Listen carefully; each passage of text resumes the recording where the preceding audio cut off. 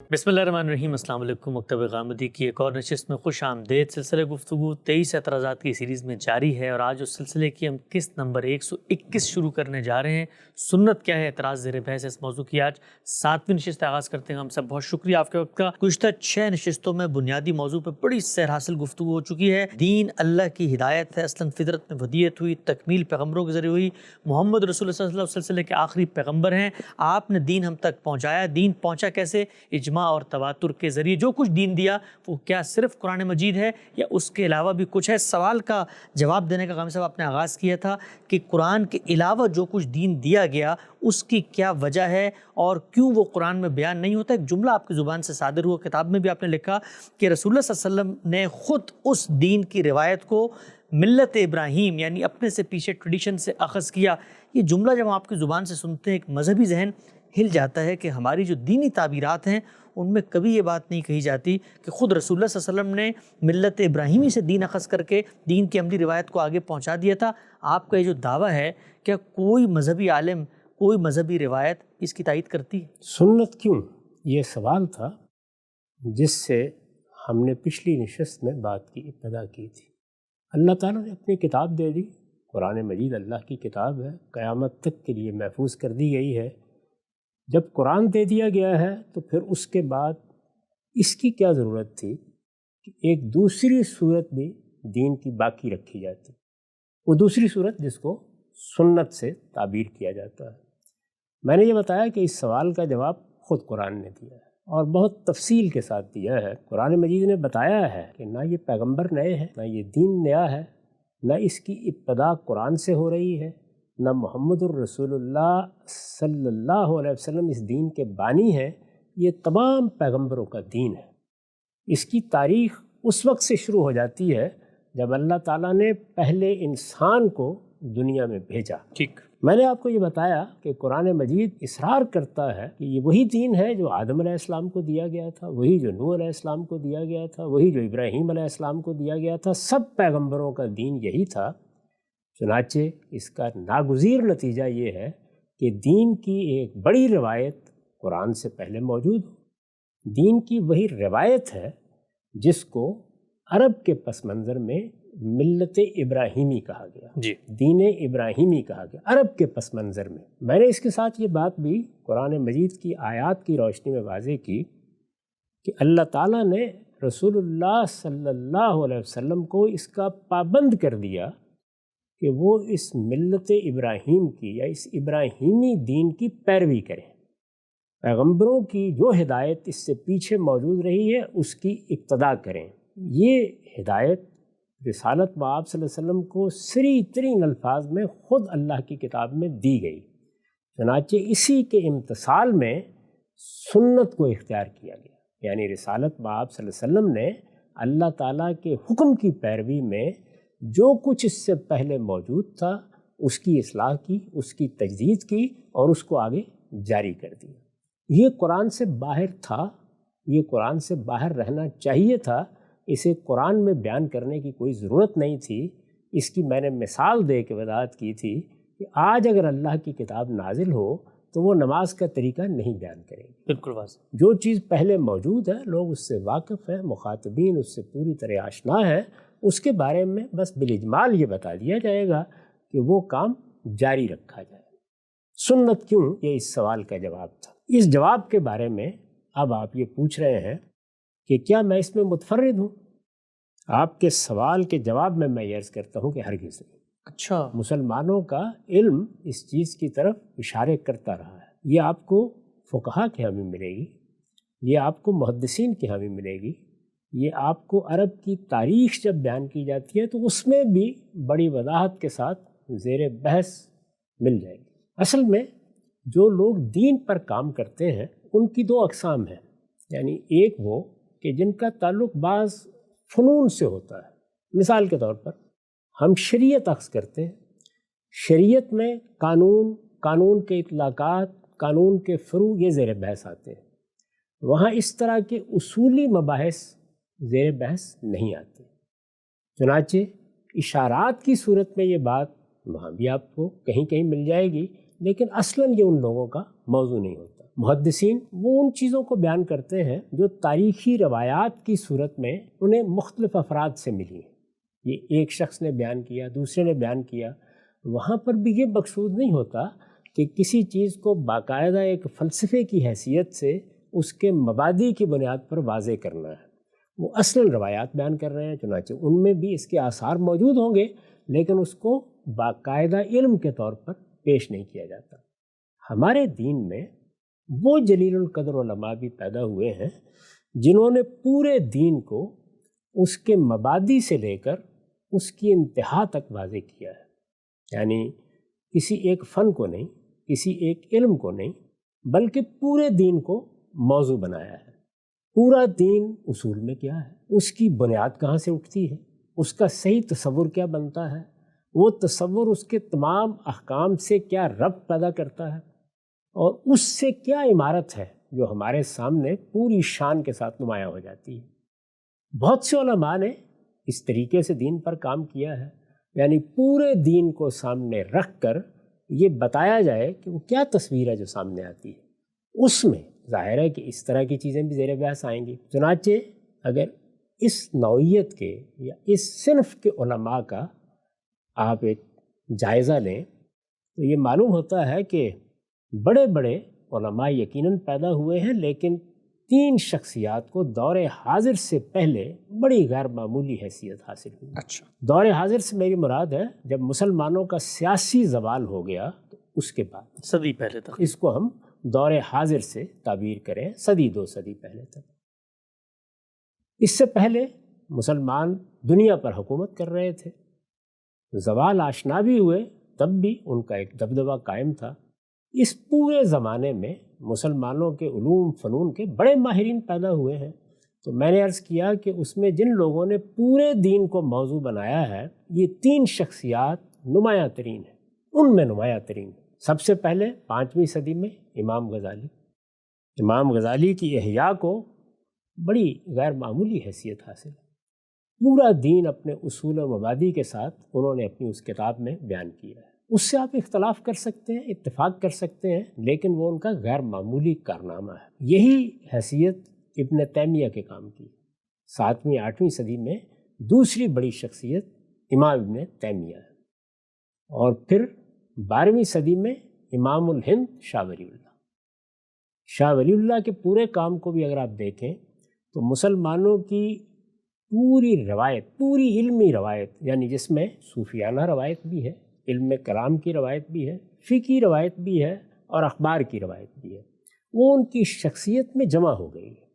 یعنی ایک بڑی جامع شخصیت کے طور پر وہ اس بر صغیر میں کھڑے ہیں، اور اسی لیے ان کو امام الہند کہا جاتا ہے.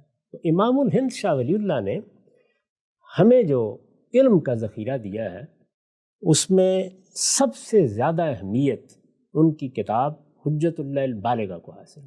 ٹھیک. حجت اللہ البالغہ کا موضوع یہی ہے. موضوع کیا ہے؟ یعنی پورے دین کو اس کے اسرار اور اس کے حکم کے ساتھ بیان کر دیا جائے. یہ دین ہے، یہ اس کے مبادی ہیں، یہ اس کے احکام ہیں.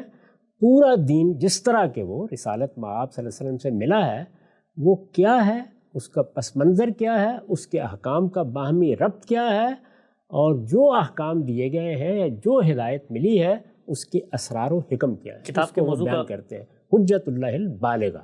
یعنی پورے دین کو بیان کریں گے اور پھر یہ بتائیں گے کہ ان احکام کا باہمی ربط کیسے وجود میں آتا ہے، ان کے مبادی کیا ہیں، یہ کس طرح ان مبادی سے اوپر اٹھتے ہیں، اور پھر ان کے باہمی ربط کے ساتھ ان میں کیا حکمتیں ہیں جن کو سامنے رکھ کر، کیا مقاصد ہیں جن کو سامنے رکھ کر یہ ساری بات کہی گئی. حجت اللہ البالغہ میں امام الہند نے ایک پورا باب باندھا ہے. اس کا موضوع یہی ہے.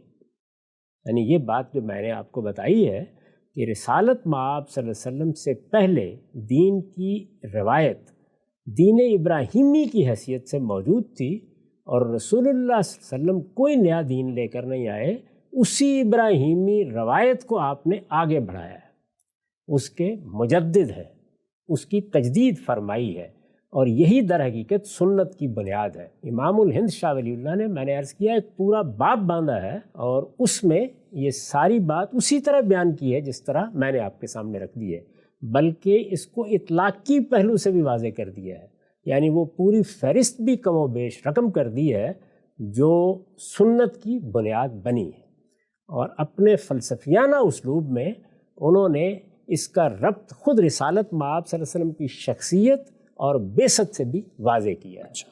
میں آپ کے سامنے وہ پورا باب تو نہیں رکھ سکتا، اس کا اگر کوئی شخص مطالعہ کرنا چاہے تو حجت کی پہلی جلد میں اس کا مطالعہ کر سکتا ہے۔ میں اس کے چند اقتباسات جو اس مدعا کو واضح کر دیں گے آپ کے سامنے پڑھوں گا اور ان کی وضاحت کروں گا۔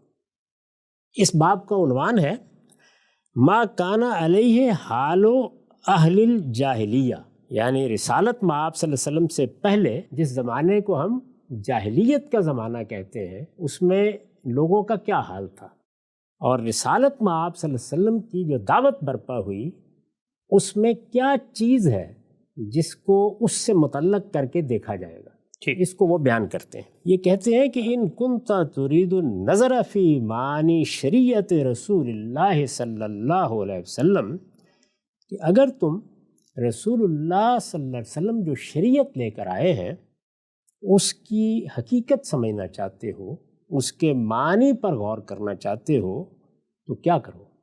فتحقق اولا حال الامین الذین بعث فیہم، تو سب سے پہلے جس چیز کو تمہیں سمجھنا چاہیے، جس کی تحقیق کرنی چاہیے، وہ ان امیوں کے حالات ہیں جس میں رسالت مآب صلی اللہ علیہ وسلم کی بعثت ہوئی ہے۔ بڑی اہم بات۔ یعنی رسول اللہ صلی اللہ علیہ وسلم کہیں غار میں تو نہیں رہے نا، ایک قوم میں مبعوث ہوئے ہیں۔ وہ قوم کس صورتحال میں تھی، اس کا دین کیا تھا، مذہب کیا تھا، پس منظر کیا تھا، تاریخ کیا تھی، اس کو جانے بغیر آگے کی بات کیسے سمجھی جا سکتی ہے؟ تو کہتے ہیں کہ پہلے اس کی تحقیق کرنی چاہیے۔ کیوں؟ التی ہے مادت و تشریع ہی، یہ بڑا اہم بیان ہے۔ یعنی رسالت مآب صلی اللہ علیہ وسلم نے جو دین کی عمارت قائم کی ہے اور اس میں خاص طور پر جو شریعت دی ہے، جو قانون دیا ہے، اس کا مادہ یہی قوم ہے۔ یوں سمجھ لیجئے کہ جیسے آپ اگر کوئی عمارت بناتے ہیں تو مسالہ کہاں سے فراہم ہوگا، وہ اصل میں یہی امیین ہے۔ ان کے احوال کو سمجھنا ضروری ہے۔ کہتے ہیں کہ پہلے اس کی تحقیق ہونی چاہیے۔ وثانیاً کیفیت اصلاحی لہا بالمقاصد المذکورہ فی باب التشریع والتیسیر و احکام الملہ، اس کے بعد پھر اس کیفیت کو سمجھنا چاہیے جو آپ نے اپنی اصلاح سے پیدا کر دی۔ یعنی ظاہر ہے کہ وہ جو کچھ بھی تھے وہ پہلے کیا تھے یہ سمجھا جائے گا، اور پھر یہ کہ آپ نے ان کی اصلاح کر کے انہیں کیا بنا دیا، تو تبدیلیاں اسی وقت سمجھ میں آئیں گی، اور اس میں وہ مقاصد زیر بحث ہوں گے جو تشریع میں، تیسیر میں اور دین کے احکام میں ملحوظ ہے۔ یعنی کچھ مقاصد ہیں نا جن کو سامنے رکھ کر اللہ کا دین دیا گیا ہے، اس کے پیغمبر نے اس کی تشریح کی ہے، تو تشریح کے یعنی شریعت دی گئی، قانون دیا گیا، اس کے مقاصد کیا ہیں؟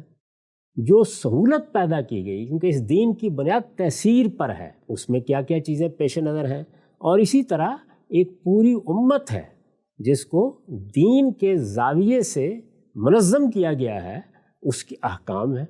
یہ سب احکام سامنے رکھ کر کیا اصلاح کی رسالت مآب صلی اللہ علیہ وسلم نے؟ تو فرماتے ہیں کہ فعلم انہ صلی اللہ علیہ وسلم بعث بالملت الحنیفیت الاسماعیلیہ۔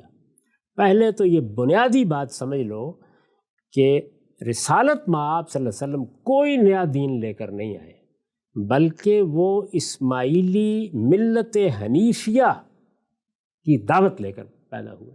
یہ کوئی نیا دین لے کر نہیں آئے، یہ کیسے؟ یعنی لے کر ہی اس ملت کی دعوت اٹھے ہیں جو اسماعیلی ملت ہے۔ اچھا، گویا پہلے سے موجود ہے۔ تو یہی الفاظ ہے، بعث بالملت الحنیفیۃ الاسماعیلیہ۔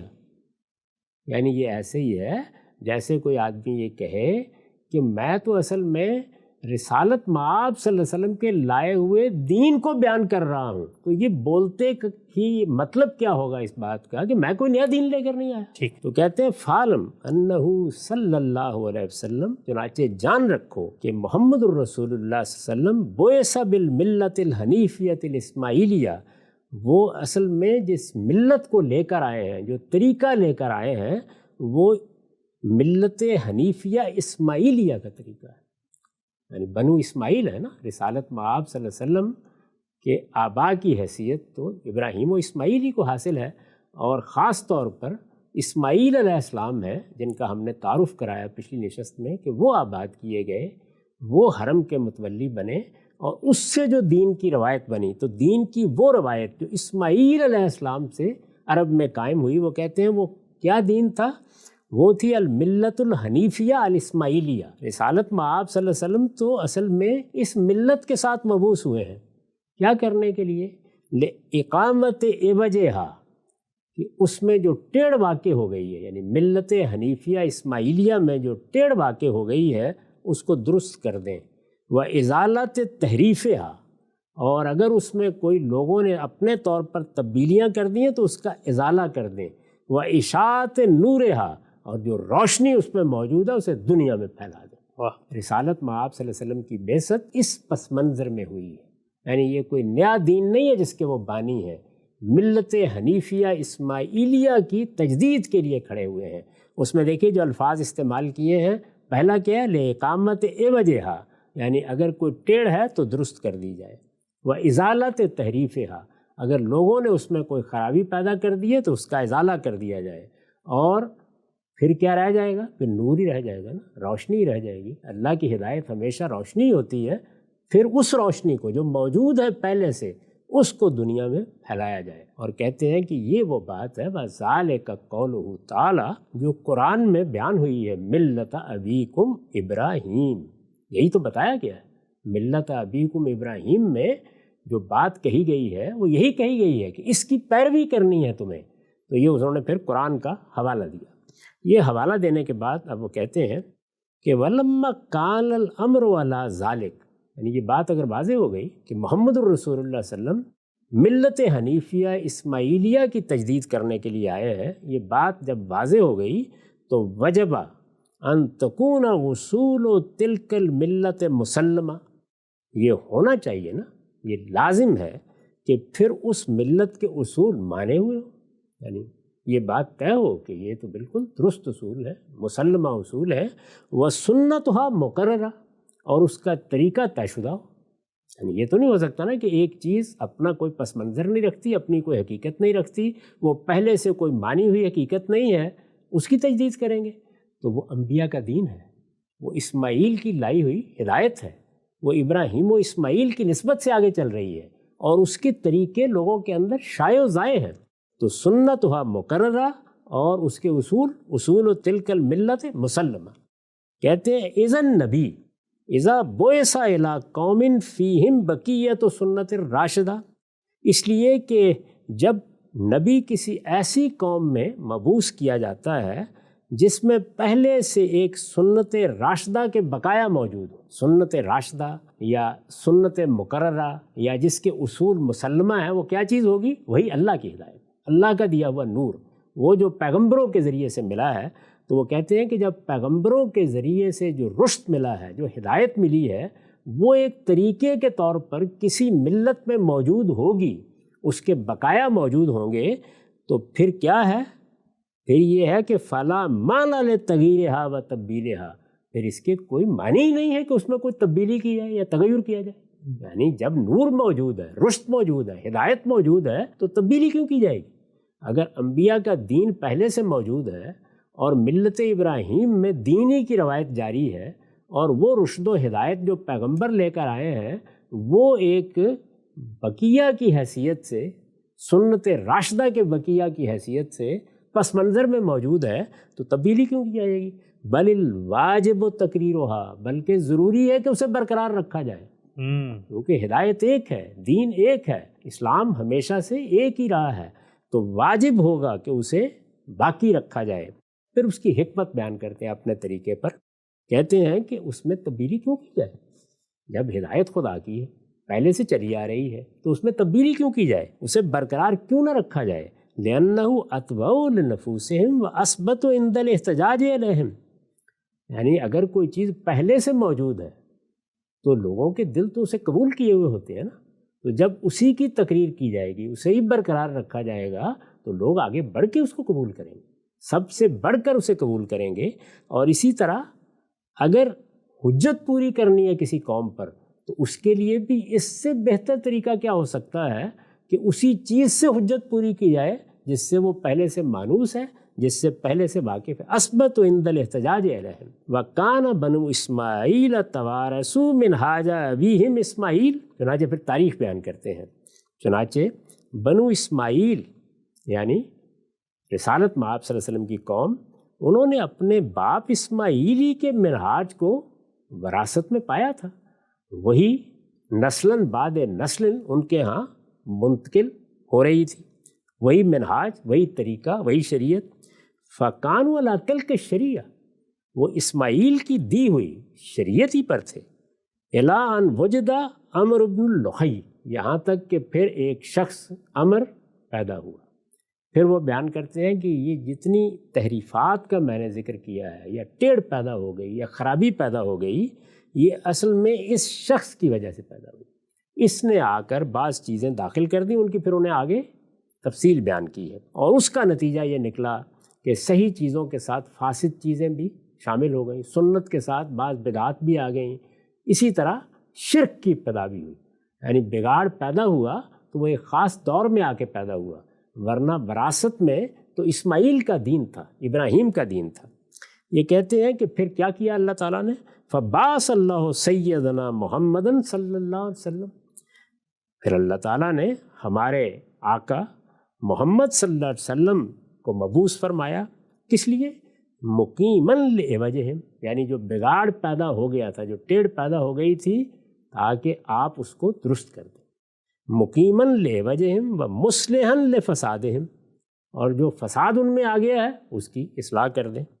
فنظر صلی اللہ علیہ وسلم فی شریعتہم، چنانچہ رسول اللہ صلی اللہ علیہ وسلم نے اس پوری شریعت پر نگاہ ڈالی، یعنی وہ ملت ابراہیم، وہ ملت حنیفیہ اسماعیلیہ، وہ سیدنا اسماعیل کی میراث، جس میں بعض چیزیں غلط بھی شامل ہو گئی ہیں، اس پوری پر نگاہ ڈالی۔ فما کان منہا موافقا لمنہاج اسماعیل علیہ السلام، تو اس میں جو کچھ اسماعیل علیہ السلام کے منہاج یا ان کے جاری کیے گئے طریقے کے مطابق تھا، او من شاعر اللہ، یا اللہ کے جو شاعر باقی تھے اب کا ہو، ان کو آپ نے باقی رکھا، یعنی ان کو بدلنے کی کوئی ضرورت نہیں، وہ اسی طرح باقی رکھے گئے۔ وما کان منہا تحریفاً او افساداً، اور جو چیز اس میں تحریف کے نتیجے میں تبدیل ہو گئی تھی یا اس کو بگاڑ دیا گیا تھا، او من شاعر شرک والکفر، یا شرک اور کفر نے اپنے کوئی شاعر اور اپنے کوئی رسوم پیدا کر لیے تھے، ابطلہ، اس کو باطل قرار دے دیا۔ یعنی رسول اللہ صلی اللہ علیہ وسلم نے اس ساری شریعت پر، دین پر، ملت ابراہیمی پر نگاہ ڈالی، اس میں جو چیز اللہ کے شاعر کی تھی اور اسماعیل علیہ السلام کے طریقے پر تھی اس کو باقی رکھا، اور جو اس سے ہٹ چکی تھی، جس میں تحریف ہو چکی تھی، جسے بگاڑ دیا گیا تھا، جس میں کوئی شرک یا کفر کے رسوم آ گئے تھے، اس کو باطل قرار دیا۔ وَسَجَّلَ عَلَىٰ إِبْطَالِهِ، اور اس کے ابدال پر مہر ثبت کر دی کہ یہ اب آگے نہیں بڑھے گی، یہ تحریف ہے، یہ بدعت ہے، یہ وہ چیز ہے جس کی اصلاح ہونی چاہیے۔ وَمَا كَانَ مِن بَابِ الْعِبَادَاتِ وَغَيْرِهَا، اس میں یعنی وہ اسماعیلی روایت میں، اس ملت حنیفیہ اسماعیلیہ میں جو عبادات سے متعلق چیزیں تھیں، وَمَا كَانَ مِن بَابِ الْعِبَادَاتِ وَغَيْرِهَا، عبادات اور ان کے متعلقات، فَبَيَّنَ آدَابَهَا، تو رسالت مآب صلی اللہ علیہ وسلم نے ان کے آداب کو واضح کیا اگر اس میں کوئی خرابی تھی۔ فَبَيَّنَ آدَابَهَا وَمَكْرُوهَاتِهَا، یعنی واضح کیا کہ کیا چیزیں اس میں ایسی ہیں کہ جو باقی رہنی چاہیے یا اس کے آداب میں سے فراموش کر دی گئی ہیں تو ان کو زندہ کرنا چاہیے، اور کیا چیزیں ایسی ان میں شامل کر دی گئی ہیں جن کو ترک کر دینا چاہیے، جو ناپسندیدہ ہیں۔ مما یحترز بہ من غوائل الرسوم، یعنی وہ چیزیں جن سے احتراز برتا جانا چاہیے، بری رسمیں ظاہر ہے عبادات میں بھی داخل ہو جاتی ہیں، دین میں بھی داخل ہو جاتی ہیں۔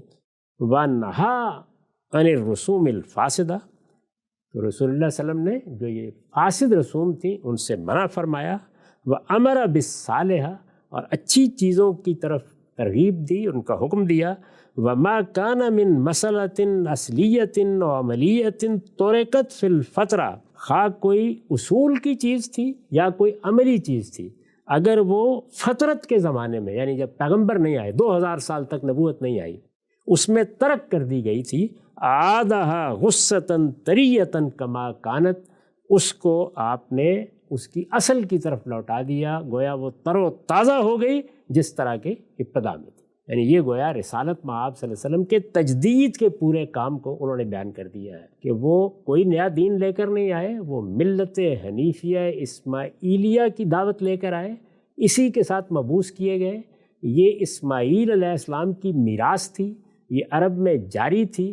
اس پوری میراث کا جائزہ لیا رسالت مآب صلی اللہ علیہ وسلم نے، جو کچھ اس میں اسماعیل علیہ السلام کی دی ہوئی شریعت کے مطابق تھا، جو اللہ کے شاعر جاری تھے ان کو باقی رکھا۔ جو چیزیں اس میں ایسی شامل ہو گئی تھیں کہ جس میں تحریفات تھیں، بدعات تھیں، ناپسندیدہ چیزیں تھیں، کچھ غلط رسوم تھیں، ان سب کو باطل قرار دیا، ان کے ابطال پر گویا مہر تصدیق سب کر دی، اور ہر اس چیز سے روک دیا جو بری تھی۔ کوئی اصول کی چیز تھی، کوئی عمل کی چیز تھی، اگر وہ فطرت کے زمانے میں ترک کر دی گئی تھی، فراموش ہو گئی تھی، تو اس کو تازہ کر دیا، اور اس طرح جس طرح پہلے وہ تر و تازہ تھی جب ابتدا میں پیش کی گئی تھی، اسی طرح گویا اب بھی ہو گئی۔ تو فرماتے ہیں تمت بذالک نعمت اللہ، اس طرح اللہ کی نعمت پوری ہو گئی، واستقام دینہ، اور اس کا دین ٹھیک اپنی بنیاد پر قائم ہو گیا۔ تو رسالت مآب صلی اللہ علیہ وسلم کے یہ انہوں نے پورے کام کا پہلے تعارف کرا دیا ہے، یعنی اس میں کوئی ابہام نہیں ہے، بالکل 2 اور 2 4 کی طرح واضح کر دیا ہے کہ رسالت مآب صلی اللہ علیہ وسلم کس پس منظر میں مبعوث ہوئے ہیں، کہاں سے آپ کی دعوت کی ابتدا ہوئی ہے، کیا چیز آپ لے کر اٹھے ہیں۔ آپ نے آ کر کوئی نئی سنت قائم نہیں کی، آپ نے آ کر کوئی نیا دین لوگوں کو نہیں دیا، جو کچھ آپ نے دیا وہ یہی تھا۔ یہ تمہیدی مباحث، اس میں انہوں نے اصول بتایا، تعارف کرایا کہ پہلے بات کو سمجھو، جس طرح کہ میں نے آپ کو قرآن مجید کی آیات سامنے رکھ کر واضح طریقے پر بتایا کہ اللہ نے حکم دیا کہ اس ملت ابراہیم کی پیروی کی جائے۔ نبیوں کا جو دین پہلے سے موجود ہے، وہ رشد، وہ ہدایت جو پہلے سے روشنی کی صورت میں ہے، اسی کو باقی رکھا جائے۔ تو یہی بات شاہ صاحب نے اصول کے طور پر پہلے واضح کی ہے، اور یہ بتا دیا ہے کہ یہ پیغمبر اسی دین کو زندہ کرنے کے لیے آئے تھے، اسی دین کی روشنی کو دنیا تک پھیلانے کے لیے آئے تھے۔ یہ کہتے ہیں کہ اب میں تمہیں ذرا تعارف کراتا ہوں وہ کیا کچھ تھا جو موجود تھا، یعنی جو ملت ابراہیمی جس کے بارے میں ہم کہہ رہے ہیں کہ وہ ملت حنیفیہ اسماعیلیہ تھی، وہ ملت ابراہیم تھی، وہ ان لوگوں کے باپ ابراہیم کا طریقہ تھا یا دین تھا کیا وہ؟ کہتے ہیں وَإِنَّ مِنْ أَبْوَابِ الْعِبَادَةِ الطَّہارَہ، یعنی عبادت کے باب میں طہارت۔ ظاہر ہے کہ ہم سب جانتے ہیں کہ جب عبادت کرنا ہوتی ہے تو اس کے لیے طہارت شرط ہے، تو اس کے اصول آداب ان کے یہاں بھی موجود تھے۔ اچھا، وَمَا زَالَ الْغُسْلُ مِنَ الْجَنَابَةِ سُنَّةً مَعْمُولَةً عِندَهُمْ، اور یہ جنابت سے غسل کرنا ہے، ہمارے دین میں حکم دیا گیا ہے، ہمیں وضو کر کے نماز پڑھنی ہے، جنابت لاحق ہو جائے تو غسل کرنا ہے۔ کہتے ہیں یہ ایک سنت معمولہ تھی، لفظ بھی سنت استعمال کیا، بالکل لفظ استعمال میں وَمَا زَالَ الْغُسْلُ مِنَ الْجَنَابَةِ سُنَّةً مَعْمُولَةً عِندَهُمْ، اہل جاہلیت کے ہاں، عربوں کے ہاں یہ ان کا معمول تھا، سب غسل جنابت کرتے تھے۔ وَكَذَلِكَ الْخِتَانُ وَالسَّائِرُ خِصَالِ الْفِطْرَةِ، یہی معاملہ ختنے کا تھا۔ اسی طرح جو خصال فطرت ہے جن کو ہم آگے جا کے بیان بھی کریں گے، جیسے مونچھیں پست رکھنا، جیسے زیر ناف کے بال مونڈنا، جیسے منہ ناک کی صفائی، اس طرح کی چیزیں بیان ہوں گی، تو یہ سب کے سب خصال فطرت کہلاتے ہیں۔ کہتے ہیں یہ سب کے سب۔ اس کے بعد کہتے ہیں کہ وَهَذَا الْوُضُوءُ يَفْعَلُهُ الْمَجُوسُ وَالْيَهُودُ وَغَيْرُهُمْ، اور یہ وضو یہ تو مجوس بھی کرتے تھے، یہود بھی کرتے تھے، اور دوسری قومیں بھی کرتی تھیں، یہ کوئی نئی چیز نہیں تھی۔ وَكَانَ تَفْعَلُهُ حُكَمَاءُ الْعَرَبِ، چنانچہ عرب کے حکماء بھی وضو ہی کر کے عبادت کرتے تھے، یہ ان کا بھی معمول تھا۔ وَكَانَتْ فِيهِمُ الصَّلَاةُ، اسی طرح نماز بھی ان میں جاری تھی۔ وَكَانَ أَبُو ذر رضی اللہ عنہ یصلی قبل ان یقدم علی النبی صلی اللہ علیہ وسلم بثلاث سنین، ابو ذر رضی اللہ عنہ رسول اللہ صلی اللہ علیہ وسلم کے پاس جب ایمان لانے کے لیے آئے تو اس سے 3 سال پہلے سے نماز کا اہتمام کیا کرتے تھے، یہ انہوں نے خود بیان کیا ہے۔ وَكَانَ قُسْ بْنُ سَاعِدَةِ الْعَیادی یصلی، اور ہمیں معلوم ہے کہ قُس بن ساعدہ عیادی، یہ ظاہر ہے کہ بڑی غیر معمولی شخصیت اہل جاہلیت میں سے، یہ نماز پڑھا کرتے تھے اہتمام کے ساتھ۔ کہتے ہیں وَكَانَ فِيهِمُ الصَّوْمُ مِنَ الْفَجْرِ إِلَىٰ غُرُوبِ الشَّمْسِ، اسی طرح ان میں روزہ بھی ایسے ہی رکھا جاتا تھا، فجر سے شروع ہوتا تھا اور سورج کے غروب ہونے تک جاری رہتا تھا۔ وَكَانَتْ قُرَيْشٌ تُصُومُ عَاشُورَىٰ فِي الْجَاهِلِيَّةِ، اور قریش کے بارے میں معلوم ہے کہ وہ جاہلیت میں عاشورہ کے روزے رکھتے تھے۔ وَكَانَ الْجِوَارُ فِي الْمَسْجِدِ، اور مسجد میں اعتکاف کیا جاتا تھا، یعنی جس طرح اب ہم اعتکاف کرتے ہیں وہ بھی کرتے تھے۔ وَكَانَ عُمَرُ نَظَرَ اعتکاف لَيْلَةٍ فِي الْجَاهِلِيَّةِ، چنانچہ روایتوں میں بیان ہوا ہے کہ عمر رضی اللہ عنہ نے ایک رات کا اعتکاف جاہلیت کے زمانے میں نظر مانا ہوا تھا۔ فَاسْتَفْتَ فِي ذَلِكَ رسول اللہ صلی اللہ علیہ وسلم، اس کے بارے میں انہوں نے رسول اللہ سے سوال کیا کہ کیا مجھے وہ نظر پوری کرنی چاہیے، تو ان سب چیزوں سے وہ پوری طرح واقف تھے۔ وبالجملہ کان اہل الجاہلیت یتحنسون بانواع التحنسات، کہتے ہیں کہ تم گویا خلاصے کے طور پر مختصر یہ کہ پوری طرح سمجھ لو کہ اہل جاہلیت کے ہاں بہت سی عبادات، بہت سے رسوم، جو دینی رسوم اور دینی عبادات ہیں، یہ جاری تھے۔ وَأَمَّا حَجُّ بَيْتِ اللَّهِ وَتَعْظِيمُ شَعَائِرِهِ وَالْأَشْهُرُ الْحُرُمُ فَأَمْرُهُ أَظْهَرُ مِنْ أَنْ يَخْفَىٰ، اور یہ جو حج بیت اللہ ہے اور یہ اس کے شاعر کی تعظیم ہے اور یہ اشہر حرم حرام مہینے ہیں، ان کا معاملہ تو ایسا واضح ہے کہ کسی شخص پر بھی پوشیدہ نہیں ہو سکتا، یعنی باقی کے لیے تو کوئی دلائل شاید طلب کرے لیکن یہ تو ہر شخص جانتا ہے۔ اس کے بعد انہوں نے کچھ مزید چیزوں کی مثال دی ہے، پھر کہتے ہیں وَلَمْ تَزَلْ سُنَّتُهُمُ الذَّبْحَ فِي الْحَلْقِ وَالنَّحْرَ فِي اللُّبَّةِ مَا كَانُوا يَخْنُقُونَ وَلَا يَبْعَجُونَ، اور یہ کہ ان کے ہاں اسی طرح سے جانوروں کو ذبح کیا جاتا تھا، یہ حلق میں جس طرح ہم ذبح کرتے ہیں، اور اسی طریقے سے اونٹوں کو نہر کیا جاتا تھا، یہ گلا گھونٹ کر مار دیا جائے، پیٹ چاک کر کے مار دیا جائے، اس کا ان کے ہاں کوئی تصور نہیں تھا۔ گویا یہ جو خور و نوش کے معاملے میں شریعت دی گئی ہے، اس پر بھی وہ پوری طرح عامل تھے۔ پھر مزید بتاتے ہیں کہ اس میں شبہ نہیں کہ بہت سی چیزیں لوگوں نے پھر بعد میں داخل کیں، اور بعض دوسرے رسوم بھی دین بنا دیے، بعض بدعات کو دین بنا دیا، یہ بالکل درست ہے، لیکن وَكَانُوا يَعْرِفُونَ أَنَّ هَٰذِهِ لَمْ تَكُنْ فِي الْأَصْلِ الْمِلَّةِ، لیکن عرب یہ بھی جانتے تھے کہ یہ تحریفات ہیں، اچھا، یہ بدعتیں ہیں، یہ لوگوں نے اس میں داخل کر دی ہیں، یہ اصل ملت کا حصہ نہیں ہے۔ وَهُوَ قَوْلُهُ صلی اللہ علیہ وسلم، کہتے ہیں کہ میں اس کی دلیل دیتا ہوں، رسالت میں آپ صلی اللہ علیہ وسلم نے فرمایا ہینا را سورت ابراہیم و اسماعیل علیہ السلام، جب مکہ فتح ہوا تو رسالت میں آپ صلی اللہ علیہ وسلم نے حرم میں ابراہیم کی اور اسماعیل علیہ السلام کی تصویریں دیکھیں، کس طرح فی ایدیہم الازلام، ان کے ہاتھوں میں جوئے کے تیر دکھائے گئے تھے۔ حضور نے اس موقع پر کیا کہا؟ لقد علموا انہما لم یستقسما قط، یہ جانتے ہیں عرب کہ انہوں نے کبھی جوا نہیں کھیلا۔ سبحان اللہ۔ تو گویا انہوں نے دلیل دی اس بات کی کہ عربوں کے ہاں اس کا علم موجود تھا، یہی سبب ہے کہ خود رسالت میں آپ صلی اللہ علیہ وسلم کے بارے میں صحیح بخاری کی روایت ہے کہ جاہلیت کے زمانے میں، یعنی جو عربوں کا جاہلیت کا زمانہ تھا، جب حضور نے ابھی نبوت کا دعویٰ نہیں کیا تھا، خود حضور نے جب حج کیا تو بالکل درست کیا، اس میں کسی بدعت کا ارتکاب نہیں کیا۔ تو اس کا نتیجہ کیا ہے؟ جانتے تو کیا، اگر نہیں جانتے تھے تو ابھی تو نہ وحی آئی ہے، نبوت ملی نہیں ہے، تو کیسے ہو سکتا تھا؟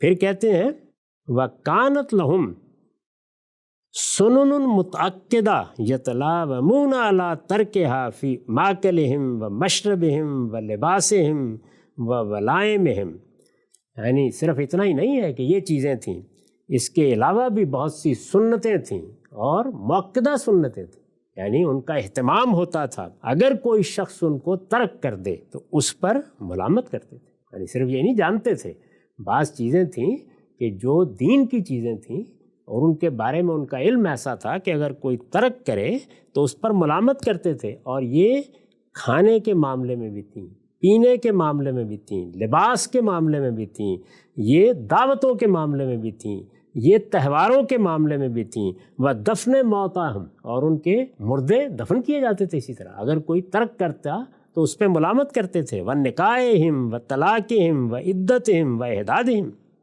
یعنی صرف یہی نہیں بلکہ نکاح کے طریقے, طلاق کے طریقے, اسی طرح عدت کا طریقہ.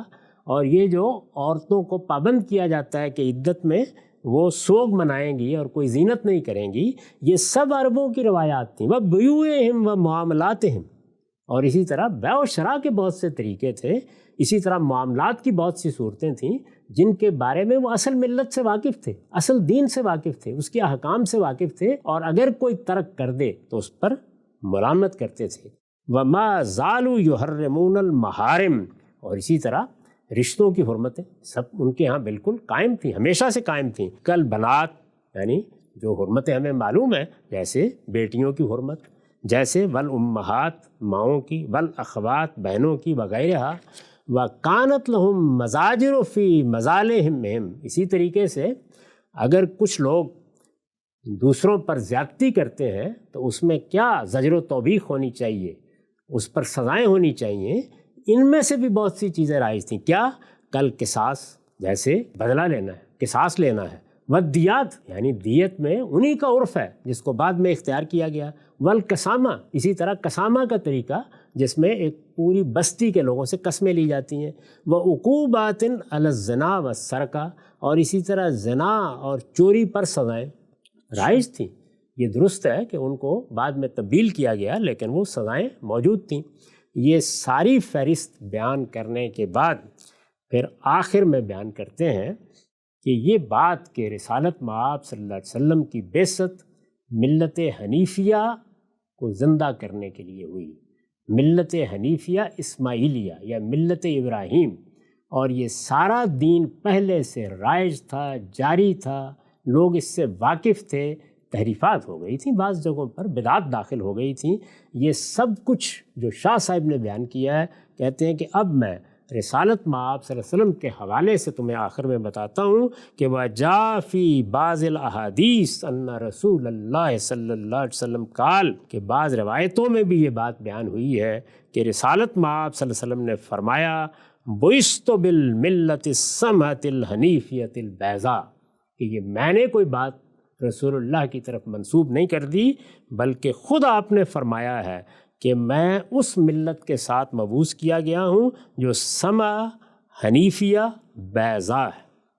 اب یہ دیکھیے, پھر اس کے بعد کہتے ہیں کہ میں تمہیں بتاتا ہوں ان تینوں تعبیرات کا مطلب کیا ہے. سمحہ کیا ہے, حنیفیہ کیا ہے, بیضاء کیا ہے. یرید بالسمحۃ ما لیس فیہ مشاق الطاعات, حضور نے جب یہ فرمایا کہ میں اس ملت کے ساتھ, اس دین کے ساتھ وہ طریقہ لے کے آیا ہوں جو الملت السمحہ الحنیفیہ البیضاء ہے, تو سمحہ سے آپ کی کیا مراد تھی؟ اس سے آپ کی مراد یہ تھی کہ یہ ایسا دین ہے, یہ ایسا طریقہ ہے جس میں لوگوں کو اطاعت کا پابند تو کیا گیا ہے, عبادت کے لیے تو کہا گیا ہے, لیکن ایسی مشقتوں میں نہیں ڈالا گیا جو تحمل میں نہ آ سکیں. کما ابتدأ الرہبان, جیسے کہ راہبوں نے ایجاد کر لی, یعنی یہ بالکل ٹھیک فطرت پر قائم دین ہے. یہ مطلب ہے سما کا. بل فیہا لکل عذر رخصہ, بلکہ اگر کسی آدمی کو کوئی عذر پیش آ جائے تو ہر عذر کے لیے اس میں رخصت کا ایک ضابطہ ہے. یتعطل العمل بحال القوی والضعیف والمکتسب والفارغ, جس کی وجہ سے قوی اور کمزور, کاروباری اور فارغ سب اس دین پر عمل کر سکتے ہیں. تو یہ مطلب ہے کہ یہ سما ہے, یعنی حضور نے جو فرمایا. وبالحنیفیہ, یعنی پہلی بات واضح ہوئی کہ کیوں کہا کہ مجھے ایک ایسی ملت کے ساتھ مبعوث کیا گیا ہے جو السما ہے. تو انہوں نے کہا کہ اس لیے کہ اس میں مشقتیں نہیں ہیں, اس میں کوئی انتہا پسندی نہیں ہے, یہ ہر شخص کے لیے ہے. کاروباری آدمی بھی اس پر عمل کرے گا, مزدور بھی اس پر عمل کرے گا, عالم بھی اس پر عمل کرے گا, عارف بھی اس پر عمل کرے گا. یہ قوی اور کمزور سب کا دین ہے, ہر عذر کا اس میں لحاظ کیا گیا ہے. تو یہ مطلب ہے اس کا.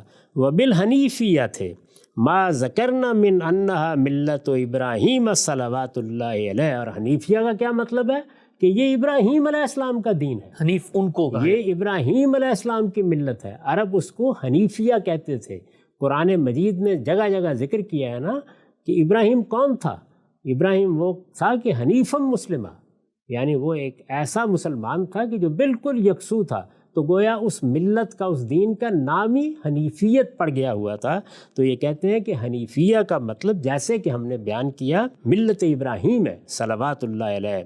یہ ملت ابراہیم ہے فیہ اقامت و شاعر اللہ و کبت و شاعر شرک و ابطال التحریف والرسوم الفاسدہ. اس لیے کہ اس میں اللہ کے شاعر کو، یہ ملت ابراہیم یا دین ابراہیمی کیا ہے، اس میں اللہ کے شاعر کی اقامت کی جاتی ہے، اس میں شرک کے تمام شاعر کا خاتمہ کیا جاتا ہے، اس میں تحریف کا ابطال ہوتا ہے، اس میں فاسد رسوم ختم کی جاتی ہیں. وبالبیضاء، اور یہ جو فرمایا 3 باتیں کہی تھی نا، السما الحنیفیہ البیضاء، کہتے ہیں یہ تیسری بات بیضاء، اس کا مطلب یہ ہے کہ ان عللہا و حکمہا والمقاصد، یعنی اس کی علتیں، اس کی حکمتیں، اس کے مقاصد، التی بنیت علیہا، جس پر اس کی بنا رکھی گئی ہے، واضحۃ، یہ بالکل روشن ہے. بیضاء کا مطلب ہے نا روشن ہے. لا ریب فیہا لمن تاملہ، کوئی آدمی اگر غور کرے گا، یعنی اس کو سمجھے گا، اس کے اندر تو اترے گا، تو ادنا درجے میں اس کو کوئی تردد نہیں رہے گا. وَكَانَ سلیم العقل غیر مقابر، یعنی غور شرط ہے، اور یہ شرط ہے کہ وہ عقل سلیم کا مالک ہو اور ہٹ درم نہ ہو. اگر وہ سمجھنے کے لیے تیار ہے، اللہ نے اسے عقل سلیم سے نوازا ہے، تو وہ اس ملت پر، اس دین پر غور کرنے کے بعد جان لے گا کہ یہ فی الواقع وہی چیز ہے جس کو حضور نے بیان کیا کہ یہ ابراہیم کا دین ہے، اور یہ وہ دین ہے جس میں کوئی مشقت، کوئی انتہا پسندی نہیں ہے، اور یہ بالکل روشن ہے، آفتاب کی طرح روشن. یہ شاہ ولی اللہ، امام الہند شاہ ولی اللہ کا بیان ہے. اس میں کون سی ایسی چیز رہ گئی ہے جو میں نے بیان کی یا نہیں بیان کی؟ یہی سب کچھ میں نے آپ کے سامنے رکھ دیا تھا. شاہ صاحب نے اس کا پورا تعارف کرا دیا ہے، اس کے اصول بیان کر دیے ہیں، اس کی حقیقت واضح کر دی ہے، بلکہ ایک پوری فہرست بھی بتا دی ہے کہ یہ چیزیں تھیں، اس صورت میں تھیں اور عربوں کے ہاں جاری تھیں. ہاں البتہ بدعات تھیں، تحریفات تھیں، اصلاح کی ضرورت تھی. چنانچہ اب جب ہم آگے بات شروع کریں گے تو پھر میں آپ کو بتاؤں گا کہ یہی وہ چیز ہے جس کو سامنے رکھ کر میں نے وہ تعارف کرایا ہے یا وہ تعریف بیان کی ہے جس کو آپ سنت کی تعریف یا سنت کا تعارف کہہ سکتے ہیں. ہم سب امام الہند شاہ ولی اللہ رحمۃ اللہ علیہ کی کتاب حجت اللہ البالغہ میں اس پورے تصور سنت کے پس منظر کے بارے میں جو کچھ گفتگو ہوئی، میں یہاں پر یہ کہوں گا کہ بڑی ہی حیرت انگیز معلومات سامنے آتی ہے. اور جس وضاحت کے ساتھ انہوں نے اس بات کو واضح کیا کہ رسول اللہ صلی اللہ علیہ وسلم سے پہلے جو دینی روایت تھی وہ کس طرح سے جاری تھی، اور آپ صلی اللہ علیہ وسلم نے کیسے اسی کی تجدید، اسی میں ترمیم، اسی میں اصلاح کا فریضہ سر انجام دیا. آگے بڑھائیں گے سلسلہ گفتگو کو اور یہ جاننے کی کوشش کریں گے پھر جو کچھ آپ نے کیا وہ کیا تھا. وقت یہاں پہ ختم ہوتا ہے، دوبارہ حاضر خدمت ہوں گے. اب تک آپ کو بہت شکریہ.